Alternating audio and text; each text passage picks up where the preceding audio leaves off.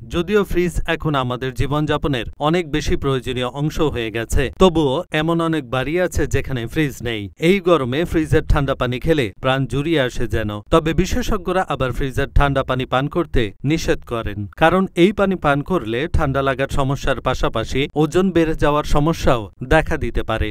এই গরমে ঠান্ডা পানি না হলে কি হয়? ফ্রিজের পানি পানে নিষেধ কিংবা বাড়িতে ফ্রিজই না থাকলে কিভাবে অন্য উপায়ে ঠান্ডা পানি পাবেন? এক্ষেত্রে আপনার জন্য সহায়ক হতে পারে মাটির কলস। মাটির কলসে যে পানি ঠান্ডা থাকে একথা সবারই জানা, তবে সবার বাড়িতে মাটির কলস থাকে না। এক্ষেত্রে ঠান্ডা পানি কিভাবে পাবেন? ফ্রিজ বা মাটির কলসি না থাকলেও কিন্তু আপনি পান করতে পারবেন ঠান্ডা পানি। কিভাবে? চলুন জেনে নেওয়া যাক সেই উপায়। এক্ষেত্রে কিছুটা কৌশল মেনে চললেই পেয়ে যাবেন ঠান্ডা পানি। ঠান্ডা পানি পাওয়ার জন্য প্রথমে একটি বড় পাত্র পানি দিয়ে ভরে নিতে হবে। তবে খুব বড় পাত্র যদি না থাকে তাহলে বড় বোতল ব্যবহার করতে পারেন।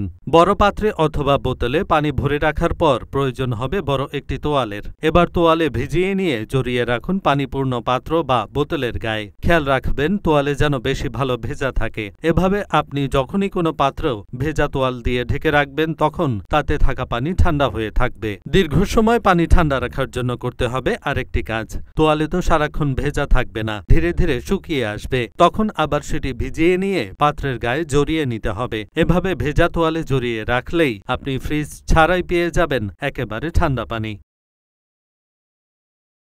এহসানুল হক, ঢাকা পোস্ট।